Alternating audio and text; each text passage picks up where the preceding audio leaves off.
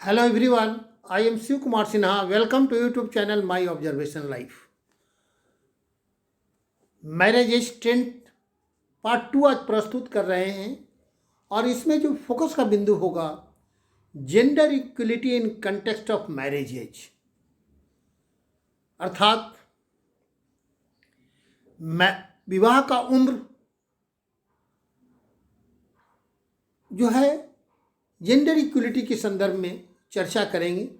Part 1 देखे होंगे कि मैरिज के विभिन्न एस्पेक्ट की चर्चा किए थे, जिसमें child marriage, early marriage, timely marriage, acceptable delay marriage and absolutely delay marriage की चर्चा किए थे।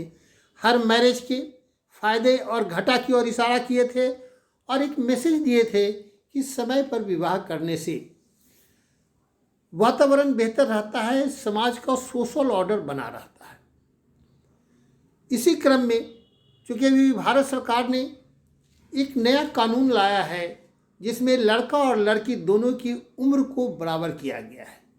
पहले लड़की का उम्र 18 वर्ष था और लड़के का उम्र 21 वर्ष था, जिसे बराबर कर जेंडर इक्वलिटी के नाम पर दोनों का विवाह का उम्र 21 किया गया है और 21 के नीचे विवाह करना गैर कानूनी बताया गया है, अर्थात 21 के नीचे विवाह करना चाइल्ड मैरिज की श्रेणी में लाया गया है।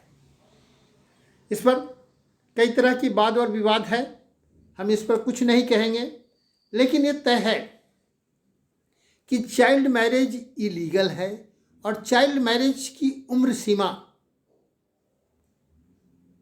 और अर्ली मैरिज की उम्र सीमा दोनों में कई तरह की विवाद है। बहरहाल यह तय है कि विवाह का उम्र शिक्षा के विकास के साथ अपने आप स्वतः बढ़ रहा है। चाइल्ड मैरिज के केसेज कम हो रहे हैं और डिले मैरिज स्वाभाविक रूप से समाज में हो रहा है। लड़का और लड़की दोनों को हायर एजुकेशन की चिंता है, कैरियर बनाने की चिंता है, परिणामतः विवाह का एज स्वतः भाग रहा है। इस क्रम में ज्ञात हो कि विवाह का एज निर्धारण करते समय बायोलॉजिकल फैक्ट पर भी ध्यान दिया जाना चाहिए। फिजिकल और mental maturity in marriage age को ध्यान में देखना चाहिए। शारीरिक और मानसिक रूप से विवाह के लिए परिपक्व उम्र का ध्यान में देना चाहिए, इसलिए बायोलॉजिकल फैक्ट को ध्यान में रखा जाना जरूरी है। फिर दूसरा पक्ष है सोशल ऑर्डर, समाज में सामाजिक व्यवस्था बनी रहे, इसको भी ध्यान मैरिज एज के निर्धारण करते समय होना चाहिए। समाज की आवश्यकता है, हायर एजुकेशन लड़का लड़की दोनों की ज़रूरत है, आर्थिक आत्मनिर्भरता लड़का लड़की दोनों के पक्ष में है, इकोनॉमिक ऑर्डर, साथ ही साथ मैरिज के साथ एक सोशल हैप्पीनेस भी जुड़ा हुआ है, फैमिली हैप्पीनेस भी जुड़ा हुआ है, इसको भी ध्यान में रखना है। साथ ही साथ मैरिज का उद्देश्य अगले जनरेशन का निर्माण है।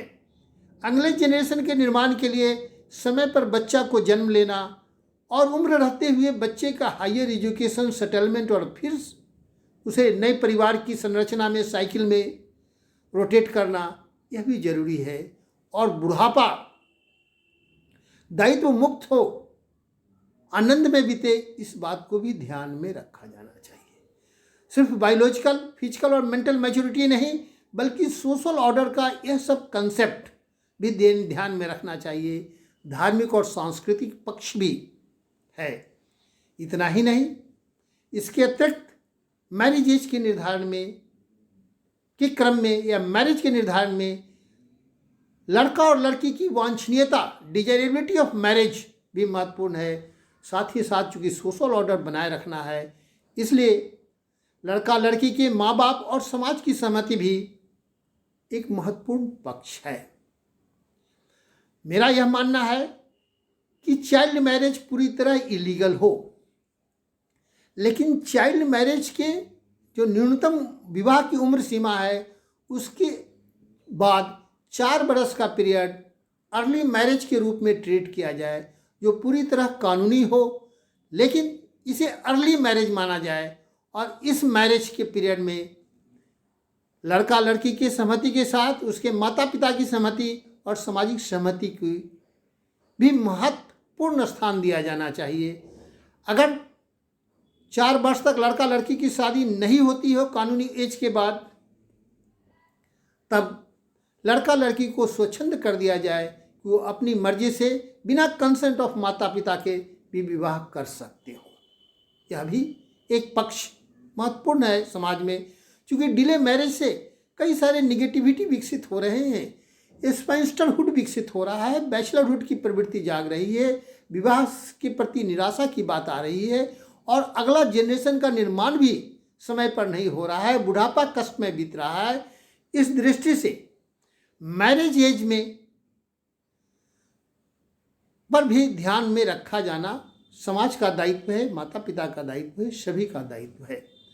साथ ही साथ चूंकि बायोलॉजिकली लड़का और लड़की का ग्रोन अप पीरियड में कुछ अंतर है और बुढ़ापा आने में भी अंतर है, अर्थात एक ही उम्र में लड़का लड़की दोनों का ग्रोन अप नहीं होता है और बुढ़ापा भी एक ही उम्र के अनुसार नहीं आता है।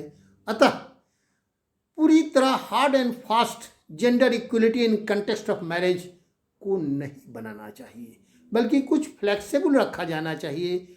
और मेरा मानना है कि मैरिज के संदर्भ में बायोलॉजिकली ग्रोन अप को ध्यान में रखते हुए एज में 1-2 बरस का अंतर रखा जा सकता है। क्या बराबर जेंडर इक्वलिटी के नाम पर एकदम हार्ड एंड फास्ट टाइट करना उचित नहीं है।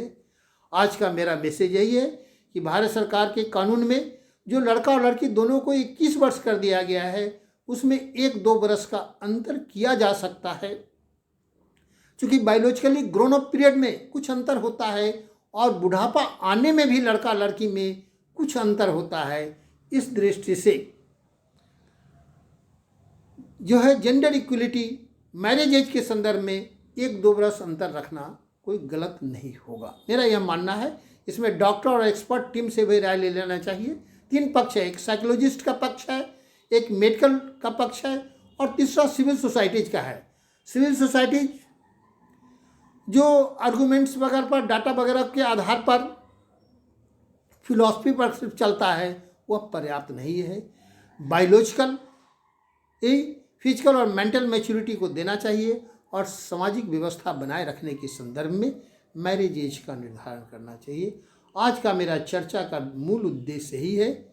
इसलिए हम सभी से अपील करते हैं, समाज के सभी बड़े लोगों से, कि मैरिज एज के निर्धारण में चाइल्ड मैरिज पूरी तरह प्रतिबंधित किया जाए, लेकिन चाइल्ड मैरिज के बाद जो कानूनी मैरिज है की मान्यता है, उसमें भी प्रथम 4 बरस को अर्ली ही मैरिज के रूप में माना जाए और उसके बाद विवाह में पूरी वांछनीयता के साथ फिजिकल और मेंटल मैच्योरिटी को देखा जाए, सोशल ऑर्डर बनाए रखने की दृष्टि से देखा जाए, एजुकेशनल एंड कैरियर मेकिंग को भी ध्यान में रखा जाए। आर्थिक पक्ष है, बच्चे जो अगला जनरेशन का निर्माण होगा, जो बच्चे का अगला जन्म होगा, उसके भी सेटलमेंट को ध्यान में रखा जाए और ओल्ड एज बेहतर बीते, इसको भी ध्यान में रखते हुए मैरिज एज पर चर्चा की जानी चाहिए।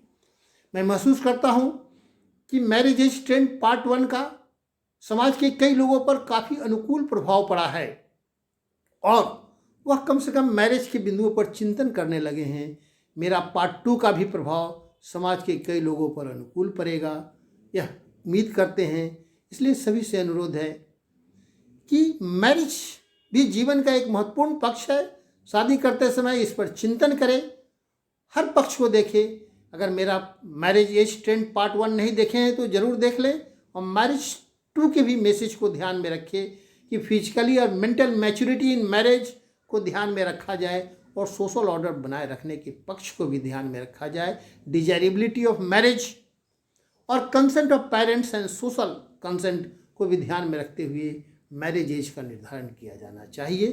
कानूनी पक्ष कुछ भी हो, व्यवहार में मैरिज करते समय इन पक्ष पर ध्यान रखते हुए आप अपने बेटा बेटी और समाज के लोगों को मैरिज के लिए एडवाइस करें, इसमें पहल करें। अगर मेरा यह चिंतन आपको अच्छा लगता हो तो इसे लाइक करें, शेयर करें, सब्सक्राइब करें। धन्यवाद।